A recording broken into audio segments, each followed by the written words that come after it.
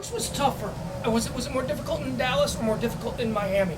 Was the Shula worse than Landry? Well, in Dallas, I knew that I was able to trade away my best player to get other players.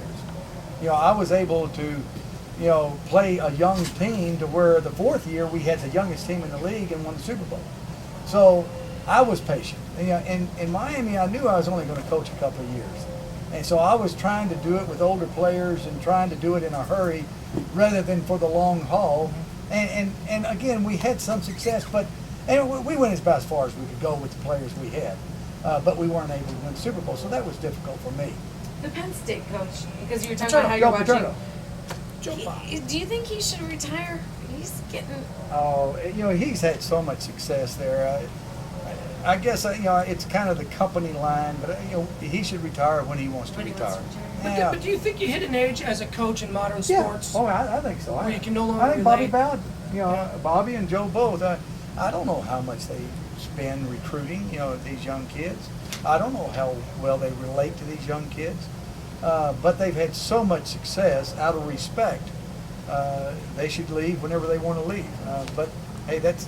Again, an energetic young guy might relate to these young guys more and maybe recruit better because these recruits will say, hey, he's going to be there for my whole career, and so I want to go play for him. But couldn't you take on an assistant to take that in that role? Yeah, maybe. But again, it may be an assistant, but you're still the head coach. You're still the guy responsible.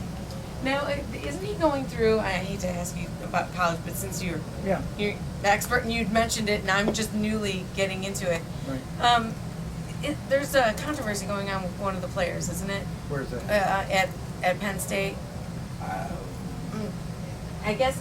There's controversy going with players all around the country. And that's, I guess, and that's my general question, because it seems like it's happening more and more, where they're getting themselves into trouble. And as a coach, how do you stand by them? Is it a case by case? Yeah, I think you've got to look at every individual case separately. And the other thing is, there's so much visibility now. I mean, back many years ago, you had one or two beat reporters, and you had a couple of TV stations. Now with cable, with all the visibility of just looking at every single aspect of your program, things that happened years ago that were never ever talked about are being talked about now. 24 hours a day of NFL Network with the scroll at the bottom. Talk radio, and you know how talk radio is, that they don't want you to be down the middle. They want you to stir things up, and so you got to be somewhat controversial at times. Does his Tank start this week, or when does he start? No, I think Tank can start practicing this week. But yeah, I don't believe he's allowed to play. I think he's going to help you. He's a good player. See, and I'm born and raised in Chicago. And I pay very close attention to the Bears, and I was not impressed with him with the Bears.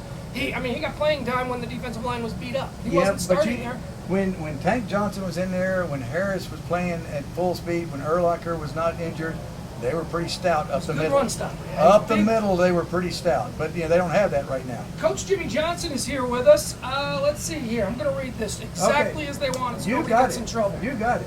As part of his visit, the two-time Super Bowl winning coach with the Cowboys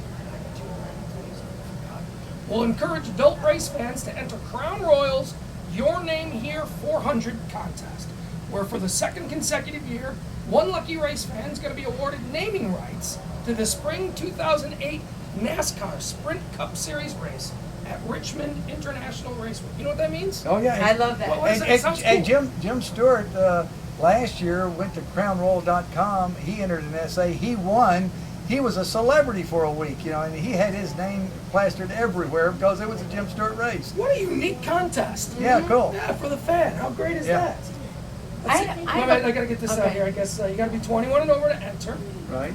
And you're going to be asked to submit a written essay, 50 words or less. Let's see, where can you go to? Where's the website? crownroyal.com. And that would have been my guess. There you go.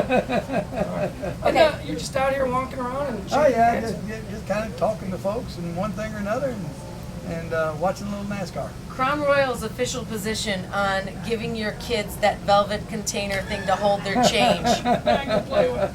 Yeah, can Be you do a that? champion, drink responsibly. I'm not giving them the bottle. I'm just giving them the velvet, You just got the velvet. velvet bag. Coach Jimmy Johnson is with us. Coach, if you don't mind, I have two more questions, and I know you're a busy guy, but first question is, first one's kind of a serious one. Are you following what's going on with Andy Reid's family right now? Yeah, that's a tragic situation. I don't know that any of us can be on the outside and speculate as far as what's happening and what's there. I think for people who may not know, Andy Reid's got some kids. Yeah. They've been in trouble over the last few years. I guess yesterday they were sentenced to 23 months in prison. It's really, coaching in professional football is so demanding that in reality you're not there. And Andy's a great football coach. He's a great person.